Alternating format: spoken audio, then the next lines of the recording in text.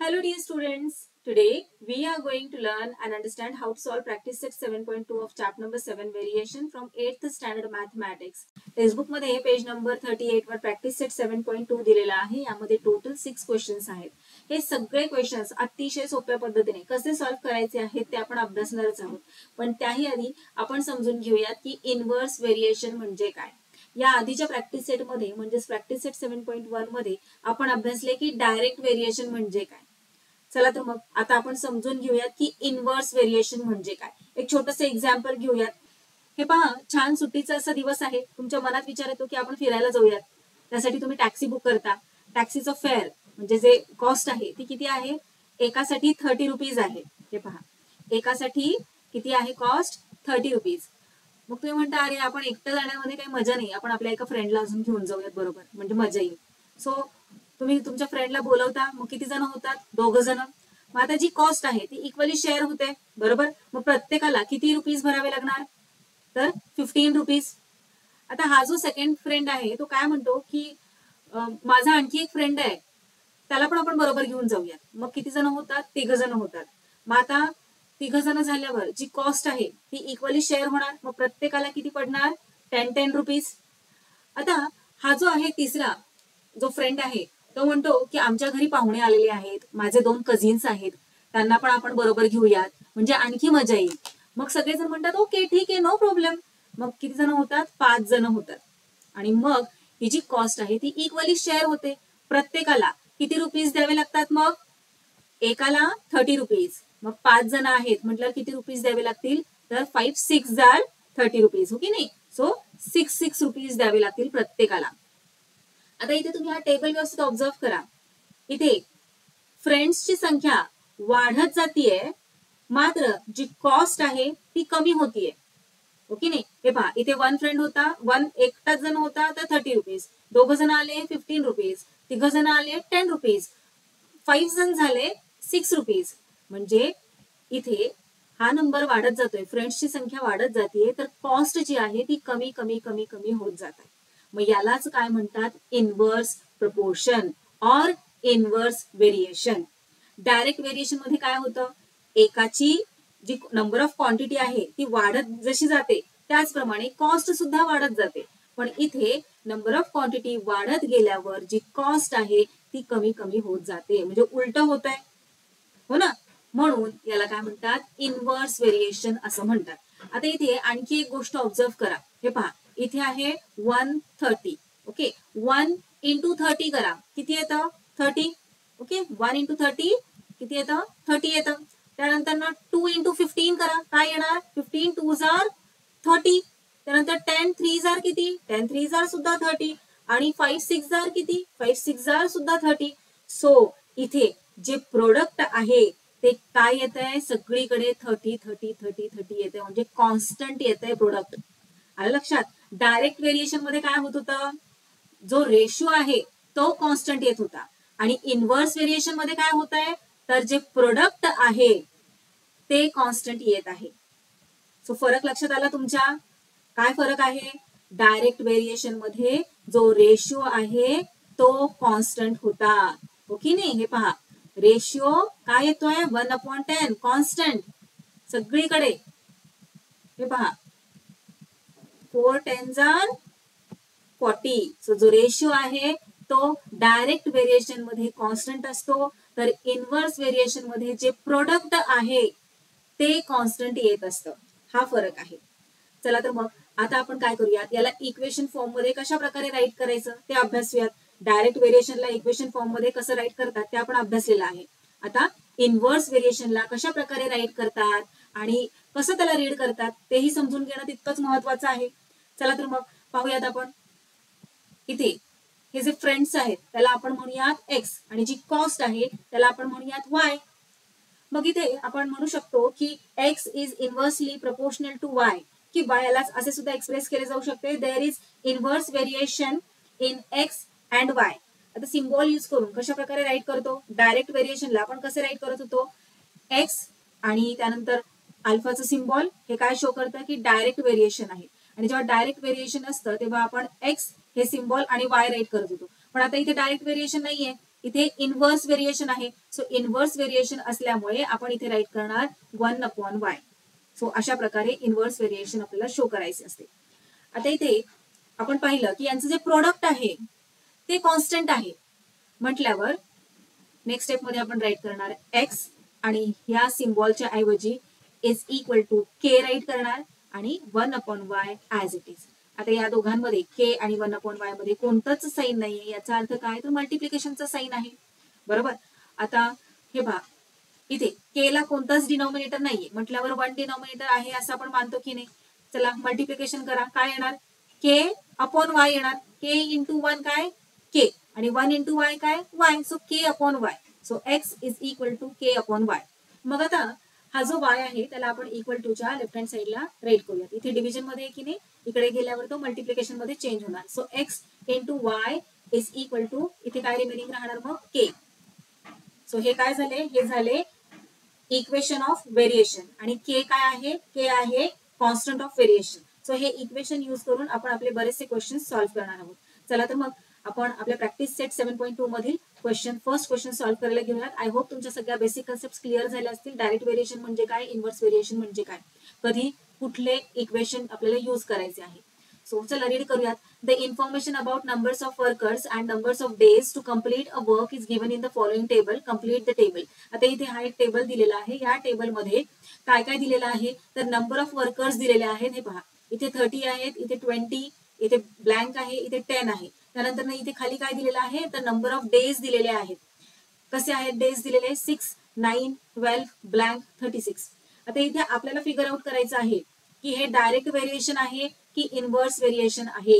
हे पहा, number of workers कमी कमी होत जात आहेत, डिक्रीज होत आहेत, तर नंबर ऑफ डेज इन्क्रीज होत जात आहेत. एक क्वांटिटी कमी होतीये तर दुसरी वाढतीये. याला काय म्हणणार, याला इनव्हर्स प्रपोर्शन म्हणणार और इनव्हर्स व्हेरिएशन म्हणणार. डायरेक्ट व्हेरिएशन मध्ये कसं असतं, एक क्वांटिटी वाढली तर दुसरी सुद्धा वाढत जाते, किंवा एक क्वांटिटी कमी झाली तर दुसरी सुद्धा त्याच प्रपोर्शन मध्ये कमी होत जाते. पण इनव्हर्स व्हेरिएशन मध्ये असं नसतं. इनव्हर्स व्हेरिएशन मध्ये अपोजिट डिरेक्शनने चाललेलं असतं सगळं. आता हे पहा, इथे नंबर ऑफ वर्कर्स कमी कमी कमी कमी होत जात आहेत, मग नंबर ऑफ डेज जास्त जास्त जास्त जास्त होत जात आहेत. हो की नाही. मग हा जो टेबल आहे, ही जी इन्फॉर्मेशन या टेबलमध्ये दिलेली आहे ती कशाची आहे, तर इनव्हर्स व्हेरिएशनची आहे. आता इथे कोणतेच व्हेरिएबल इथे त्यांनी यूज केलेलं नाहीये. आपल्या क्वेश्चन मध्ये काही सांगितलेलंच नाहीये की नंबर ऑफ वर्कर्सला तुम्ही एक्स म्हणा किंवा नंबर ऑफ डेजला तुम्ही झेड म्हणा, असं काही दिलेलं नाहीये. तर आपण काय करूयात, आपल्या मनाने इथे व्हेरिएबल्स घेऊयात. नंबर ऑफ वर्कर्स साठी आपण म्हणूयात एन आणि नंबर ऑफ डेज साठी आपण म्हणूयात डी. त्याप्रमाणे आपल्याला सोल्युशन मध्ये राईट करावं लागेल की आपण नंबर ऑफ वर्कर्सला एन म्हटलेला आहे आणि नंबर ऑफ डेजला डी म्हटलेला आहे. Let N be the number of workers and D be the number of days. आणि आता आपल्याला माहित आहे या इन्फॉर्मेशन नुसार की हे यांचं प्रपोर्शन और हे कोणत्या व्हेरिएशन मध्ये आहे, तर इनव्हर्स व्हेरिएशन मध्ये आहे. ते सुद्धा राईट करावं लागेल. Here when N is decreases D is increasing, right. So they are in inverse variation. Right कसं करणार, इनव्हर्स व्हेरिएशन मध्ये आहे ते. N inversely varies as D, अशा प्रकारे आपण राईट करणार सिम्बॉल यूज करून. किंवा यालाच आपण असेही रीड करू शकतो, there is inverse variation in N and D. Okay. आता हे जे सिम्बॉल आहे या सिम्बॉलच्या ऐवजी आपण काय करत असतो, कॉन्स्टंट राईट करत असतो. हो की नाही. कॉन्स्टंट म्हणजेच के राईट करतो. का बरं के राईट करतो, कारण आपल्याला माहिती आहे की या सगळ्यांचं प्रोडक्ट जे आहे ते कॉन्स्टंट असतं. चला इथे राईट करूयात, एन इज इक्वल टू, या सिम्बॉलच्या ऐवजी इज इक्वल टू के आणि 1/d. इथे कोणतंच साईन नाही, मग मल्टिप्लिकेशनचं साईन आहे. आता कशा प्रकारे आपलं इक्वेशन फॉर्म होणार आहे, K into 1 K only. Okay. मग के अपॉन डी येणार इथे. So N is equal to K upon D. आता हा जो डी आहे त्याला इक्वल टूच्या लेफ्ट हँड साईडला पाठवून देऊयात आणि इथे त्याही आधी राईट करूयात where K is the constant of variation. आपल्याला माहिती आहे की नाही, के काय आहे, कॉन्स्टंट ऑफ व्हेरिएशन आहे. So N into D is equal to K. So this is the equation of variation. आता आपल्याकडे ह्या व्हॅल्यूज आहेत की नाही, या व्हॅल्यूज वरून आपण हा जो कॉन्स्टंट आहे तो फाइंड आउट करून घेऊयात. So now when N is equal to 30 and D is equal to 6. आता तुम्ही 30 आणि 6 च्या ऐवजी 20 आणि 9 घेतलं तरीही चालणार आहे, काही प्रॉब्लेम नाहीये. आपल्याला काय करायचं आहे, फक्त कॉन्स्टंट फाइंड आउट करायचं आहे. मग इथे या दोन व्हॅल्यूज दिलेल्या आहेत, या दोन व्हॅल्यूज दिलेल्या आहेत, दोन्हीपैकी कोणत्याही व्हॅल्यूज तुम्ही घेऊन तुमचं कॉन्स्टंट फाइंड आउट करू शकता. आणि कॉन्स्टंट का एकदा फाइंड आउट केला तर हा टेबल आपल्याला कितीही मोठा देऊ देत ना आणि कितीही फिल इन द ब्लँक्स देऊ देत, आपल्याला फार इझिली सॉल्व्ह करता येणार आहे. सो चला आपण कॉन्स्टंट फाइंड आउट करूया. त्यासाठी काय करायचंय, व्हॅल्यूज सबस्टिट्यूट करून घ्यायच्या आहेत. एन म्हणजे काय आहे, 30 आहे. सो इथे राईट करूया 30. त्यानंतर ना इंटूचं साईन, त्यानंतर ना डी म्हणजे काय आहे 6 इज इक्वल टू काय आहे आपला, काय येणार आहे, के येणार आहे, हो ना. आता 30 इंटू 6 किती होणार, 3 6 18 आणि हा 0 180 is equal to K. So K काय आलेला आहे आपला 118. के म्हणजे काय आहे, कॉन्स्टंट आहे. सो कॉन्स्टंट आपण फाइंड आउट केलेला आहे. आता काय फाइंड आउट करायचे आपल्याला, ह्या ज्या फिलिंग द ब्लँक्स दिलेल्या आहेत त्या फाइंड आउट करायच्या आहेत. चला इथे मग राईट करून घेऊयात की कॉन्स्टंट किती आलेला आहे, एन इंटू डी किती आलेला आहे, एन इंटू डी आलेला आहे आपलं 180 is the equation of variation. हे काय झालं, इक्वेशन ऑफ व्हेरिएशन झालेलं आहे. चला नेक्स्ट पेज घेऊयात. सेम थिंग मी इथे राईट केलेलं आहे नेक्स्ट पेजवर, त्या पेजवर जागा नव्हती म्हणून. इथे आपण के हा कॉन्स्टंट आहे समजून घेतलं, त्यानंतर इक्वेशन आपण मांडलेलं आहे. आता त्या इक्वेशन मध्ये आपण काय करूयात, या ज्या व्हॅल्यूज दिलेल्या आहेत त्या सबस्टिट्यूट करूयात. सो इथे नंबर ऑफ वर्कर्स दिलेले नाहीयेत, ते आपल्याला फाइंड आउट करायचे आहेत आणि नंबर ऑफ डेज दिलेले आहेत. So when D is equal to 12 आणि एन आपल्याला फाइंड आउट करायचंय. मग काय करणार आपण, हे जे इक्वेशन आहे त्यामध्ये व्हॅल्यूज सबस्टिट्यूट करूयात. Now N into D is equal to 180. So N as it is write करणार इंटू डी किती आहे 12 इज इक्वल टू 180. आता इथे हा जो 12 आहे त्याला आपल्याला इक्वल टू च्या राईट हँड साईडला पाठवावं लागणार, तरच आपल्याला एन ची व्हॅल्यू मिळणार आहे, हो की नाही. पण हा राईट हँड साईडला जेव्हा जाईल तेव्हा असाच जाणार आहे का, तर नाही. बरेचदा मला सांगून झालेलं आहे, जेव्हा मल्टिप्लिकेशन असतं त्याचं डिव्हिजन होतं, जेव्हा साईड चेंज करतो तो नंबर तेव्हा. ऍडिशन असली की सबट्रॅक्शन, सबट्रॅक्शन असलं की ऍडिशन करावी लागते. सो इथे मल्टिप्लिकेशन आहे ना, मग इक्वल टू च्या जेव्हा तो राईट हँड साईडला जाईल तेव्हा तो जाणार डिव्हिजन मध्ये. आता 180 डिवाइडेड बाय 12 करा, किती येणार, 12 1 जार 12 अँड 12 1 जार 12. 18 मधून 12 सबट्रॅक्ट करा, किती रिमेनिंग राहतात, 13 14 15 16 17 अँड 18 6. सो 6 अँड 0 किती झाले 60. देन 12 5 जार 60. So N is equal to काय आलेला आहे 15. आपला आन्सर आलेला आहे, इथे राईट करून टाकूयात 15. आता नेक्स्ट काय दिलेलं आहे, आता इथे त्यांनी काही नंबर्स दिलेले नाही आहेत 1 2 3 4. आपण स्वतः देऊन घेऊयात, हे 1 हे 2 आणि हे 3. सो इथे नंबर ऑफ वर्कर्स दिलेले आहेत, इथे राईट करून घेऊयात. नंबर ऑफ वर्कर्स 10 दिलेले आहेत आणि डी म्हणजे डेज फाइंड आउट करायचे आपल्याला. चला इक्वेशन मध्ये व्हॅल्यूज सबस्टिट्यूट करून घेऊयात. सो हे आपले इक्वेशन आहे, यामध्ये व्हॅल्यूज एन म्हणजे 10, डी आपल्याला फाइंड आउट करायचा आहे इक्वल टू 180. आता हा जो 10 आहे तो इक्वल टू च्या राईट हँड साईडला जाणार. So D is equal to 180 divided by 10. हा 0 कट होणार आणि 1 1 जार 1 1 18 जार 18 असं सुद्धा करू शकता. किंवा हे पहा 10 1 जार 10 8 रिमेनिंग राहिला, 8 0 80 झाला, 10 8 जार 80 किती आलं 18. So D is equal to 18. इथे आन्सर आपल्याला राईट करून घेऊया त्या टेबलमध्ये, डी इज इक्वल टू 18. आता थर्ड नंबरला नंबर ऑफ डेज दिलेले आहेत आणि नंबर ऑफ वर्कर्स आपल्याला फाइंड आउट करायचे आहेत. सो चला इथे राईट करून घेऊयात.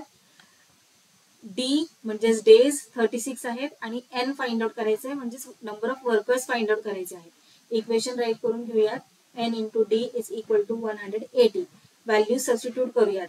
एन फाइंड आउट करायचं आहे, so N as it is into D आहे 36 इज इक्वल टू 180. आता एन फाइंड आउट करायचा आहे, मग हा 36 जाणार इक्वल टू च्या राईट हँड साईडला.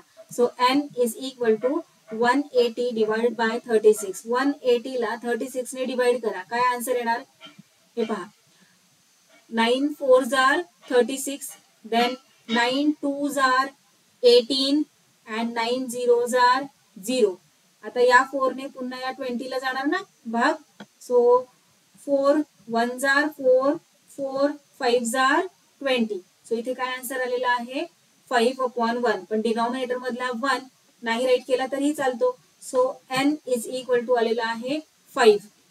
सो इथे या टेबलमध्ये आपण राईट करून घेऊयात नंबर ऑफ वर्कर्स किती येणार 5 जेव्हा नंबर ऑफ डेज 36 आहे. सो हे झाले आपले या फर्स्ट क्वेश्चनचे कम्प्लीट आन्सर. चला नेक्स्ट क्वेश्चन पाहूयात, क्वेश्चन नंबर 2. आता इथे क्वेश्चन नंबर 2 मध्ये 4 सब क्वेश्चन्स आपल्याला दिलेले आहेत. Find constant of variation. आपल्याला constant of variation find out करायचं आहे, म्हणजेच के फाइंड आउट करायचं आहे. And write equation of variation. K find out करून झाल्यानंतर इक्वेशन आपण तयार करत असतो. सो ते इक्वेशन ऑफ व्हेरिएशन आपल्याला राईट करायचंय for every example given below. प्रत्येक इथे जे एक्झाम्पल दिलेले आहे ते. चला तर मग राईट करूयात. फर्स्ट वाला घेऊयात. काय दिलेलं आहे, P varies inversely as Q. P varies inversely as Q. If P is equal to 15, then Q is equal to 4. आता इथे आपल्याला काय करायचं आहे, सगळ्यात आधी कॉन्स्टंट ऑफ व्हेरिएशन म्हणजेच के फाइंड आउट करायचा आहे आणि त्यानंतर इक्वेशन मांडायचं. चला मग इथे राईट करून घेऊयात. P inversely varies as Q आणि हे जे सिम्बॉल आहे त्याच्याऐवजी आपण काय राईट करणार आहोत, कॉन्स्टंट. हो ना. So P is equal to constant into 1/Q. आता मल्टिप्लिकेशन करा. सो K इंटू 1 काय येणार, K ओनली. सो काय येणार इथे, K/Q. So P is equal to K/Q. आता हा जो Q आहे त्या Q ला आपण इक्वल टू च्या लेफ्ट हँड साईडला पाठवून देऊयात. सो Q ला इक्वल टू च्या लेफ्ट हँड साईडला पाठवले. हे काय झाले, कॉन्स्टंट ऑफ व्हेरिएशन. पण आता आपल्याला काय करायचंय, के ची व्हॅल्यू फाइंड आउट करायची आहे. सो याच्यामध्ये आपण काय करूयात, व्हॅल्यू सबस्टिट्यूट करूयात. P म्हणजे किती दिलंय 15 आणि Q काय दिलेला आहे 4. सो चला now if P is equal to 15 and Q is equal to 4 then P म्हणजे काय 15 आणि Q म्हणजे काय 4. So 15 into 4 is equal to K. 15 4s are किती, 15 4s are 60. So K is equal to काय आलेला आहे, K is equal to आलेला आहे 60. आणि K म्हणजे काय आहे, K म्हणजे आहे constant of variation. So constant of variation आहे 60. आता आपल्याला काय करायचं आहे, इक्वेशन ऑफ व्हेरिएशन मांडायचं आहे. कशा प्रकारे मांडणार आपण, तर हे पहा, P into Q is equal to K आहे की नाही, आणि K ची व्हॅल्यू आपण फाइंड आउट केलेली आहे 60. बरोबर. सो इक्वेशन कशा प्रकारे मांडणार, P into Q is equal to 60. So this is the equation of variation. K काय आहे, constant of variation and PQ is equal to 60 is the equation of variation. आता हे मल्टिप्लिकेशनचं साइन तुम्ही फायनल आन्सर मध्ये नाही राईट केलं तरीही चालणार आहे. नुसतं PQ इक्वल टू 60 राईट केलं तरीही चालणार आहे, नो प्रॉब्लेम. सो चला नेक्स्ट पाहूयात सेकंड सब क्वेश्चन. आता इथे सेकंड मध्ये काय दिलेलं आहे, Z inversely varies as W, or we can say there is inverse variation in Z and W. So हे पहा, अशा प्रकारे आपण इथे राईट करून घेऊयात पुन्हा. आणि हे जे सिम्बॉल आहे त्याच्याऐवजी काय राईट करायचं असतं आपल्याला, कॉन्स्टंटचं symbol. So Z is equal to K 1/W. मध्ये इंटूचं साइन नाही दिलं तरीही चालतं, पण आपण देऊन घेऊयात. आता काय करणार पुढे, K इंटू 1 किती येतं, K only. So Z is equal to K/W, where K is the constant of variation. हे जे आहे ते इथे राईट केलं तरीही चालतं बरं का. K is the constant of variation. आता हा जो W आहे त्याला इक्वल टू च्या लेफ्ट हँड साईडला पाठवून देऊयात. So Z into W is equal to K. आता इथे व्हॅल्यूज त्यांनी दिलेल्या आहेत की नाही, Z म्हणजे काय आहे आणि W म्हणजे काय आहे. चला मग इथे राईट करून घेऊयात आपण. हे पहा, if Z is equal to 2.5 and W is equal to 24. मग आपल्याला काय करायचं आहे, इथे व्हॅल्यू सबस्टिट्यूट करून घ्यायचे आहे. ओके. सो Z म्हणजे काय आहे 2.5 इंटू W म्हणजे आहे 24. काय येणार, इज इक्वल टू काय आहे, हे कॉन्स्टंट आहे की नाही, constant of variation. So K multiplication करा म्हणजे K ची व्हॅल्यू म्हणजे कॉन्स्टंट ऑफ व्हेरिएशनची व्हॅल्यू आपल्याला मिळेल. हे पहा, 2.5 इंटू 24 केल्यानंतर ना आपल्याला आन्सर मिळतं 60. सो राईट करूया तिथे, K is equal to 60. So constant of variation आलेला आहे 60. आता आपल्याला काय राईट करायचंय, इक्वेशन राईट करायचंय. हो ना. मग इक्वेशन कशा प्रकारे राईट करणार, तर Z into W is equal to 60. आता इथे मल्टिप्लिकेशनचं साईन नाही राईट केलं तरी चालणार आहे, नुसतं ZW is equal to 60 write केलं तरी पण इट्स ओके. चलो, कळाले तुम्हाला? नेक्स्ट पाहूयात आता. हे काय आहे? Equation of variation. थर्ड नंबरचं सब क्वेश्चन आहे. S inversely varies as T square. Okay, किंवा यालाच आपण असंही रीड करू शकतो, there is inverse variation in S and square of T. Write करून घेऊया तिथे आपण पुन्हा अशा प्रकारे. आता हे जे सिम्बॉल आहे त्याच्याऐवजी कॉन्स्टंटचं सिम्बॉल आपल्याला राईट करायचं आहे. So S is equal to K into 1/t square. आता मल्टिप्लिकेशन करा. K इंटू 1 काय येणार? K only. So S is equal to K/t square. हा जो टी स्क्वेअर आहे त्याला इक्वल टूच्या लेफ्ट हँड साईडला आपल्याला पाठवायचा आहे. सो चला पाठवून देऊयात. S into T square is equal to K. कशा प्रकारे येणार? आता व्हॅल्यूज सबस्टिट्यूट कराव्या लागतील ना आपल्याला. काय दिलेले आहे? S म्हणजे काय दिलेलं आहे? S म्हणजे दिलेलं आहे 4 आणि T म्हणजे आहे 5. बरोबर. सो चला व्हॅल्यूज सबस्टिट्यूट करूया तिथे. S म्हणजे आहे 4 इंटू T म्हणजे काय आहे? T म्हणजे आहे 5. सो 5चा स्क्वेअर इथे पहा, T स्क्वेअर दिले ना म्हणून 5चा स्क्वेअर. आता 5चा स्क्वेअर किती? सांगा बरं, 5चा स्क्वेअर किती? 5चा square 25 is equal to K. 25 into 4 किती झालं? 25 इंटू 4 झालं 100 is equal to K. So K इथे काय आलेला आहे? K आलेला आहे 100. ओके नाही? इक्वेशन कशा प्रकारे मांडणार आपण? तर S into T square is equal to K आहे की नाही? मग K ची व्हॅल्यू आपण इथे फाइंड आउट केलेली आहे. काय आहे? 100. सो इथे राईट करून घेऊयात 100. कळालं? So this is the equation of variation. And what is the constant of variation? Constant of variation is 100 for this example. Now let's see our next sub question, fourth sub question. X varies inversely as square root of y. Okay नाही? चला इथे right करून घेऊया. Okay, आता या साईनच्या ऐवजी आपल्याला काय करायचंय? कॉन्स्टंटचं साईन यूज करायचं आहे. Into 1/square root of y. आता K इंटू 1 काय झालं? K हो ना? K/square root of y. Right करूया तिथे अशा प्रकारे येणार. आता हा जो स्क्वेअर रूट ऑफ y आहे त्याला इक्वल टूच्या लेफ्ट हँड साईडला पाठवूया. So x into square root of y is equal to K. आता याला लेफ्ट हँड साईडला का पाठवतो आपण? कारण आपल्याला कॉन्स्टंट फाइंड आउट करायचंय ना म्हणून. सो कॉन्स्टंट काय येणार? आता व्हॅल्यूज दिल्यात की नाही इथे? हे पहा काय दिलेले आहेत व्हॅल्यूज. x 15 आहे आणि y किती आहे? 9 आहे. सो हा जो K आहे कॉन्स्टंट आहे, कॉन्स्टंट ऑफ व्हेरिएशन, तो फाइंड आउट करण्यासाठी आपण काय करूयात? याच्यामध्ये व्हॅल्यू सबस्टिट्यूट करूयात. सो x म्हणजे 15 into square root of y. y ची काय व्हॅल्यू दिलेली आहे? 9. सो स्क्वेअर रूट ऑफ 9 येणार इथे is equal to K. So 15 into square root of 9 काय येणार? स्क्वेअर रूट ऑफ 9 म्हणजेच काय? तर 9 कोणत्या नंबरचा स्क्वेअर आहे? 3 3 are 9 ना? सो 3 चा स्क्वेअर आहे 9. सो इथे येणार 3 is equal to K. 15 into 3 किती झाले? 15 3 are 45. So K is equal to 45 आलेला आहे इथे आपला कॉन्स्टंट. K म्हणजे काय आहे? कॉन्स्टंट. कॉन्स्टंट ऑफ व्हेरिएशन 45 आलेला आहे. आता आपल्याला काय करायचंय? इक्वेशन मांडायचंय की नाही? चला इक्वेशन मांडूयात आपण. कशा प्रकारे येणार equation of variation? So x into square root of y is equal to, आता K ची व्हॅल्यू आपल्याला मिळाली आहे ना, मी इथे K ची व्हॅल्यू राईट करूया 45. सो हे काय झाले? Equation of variation of this example. Now students, we will stop here for now. In the next part of the video, we will explore and understand the remaining questions. Till then, keep learning, keep enjoying. Bye bye.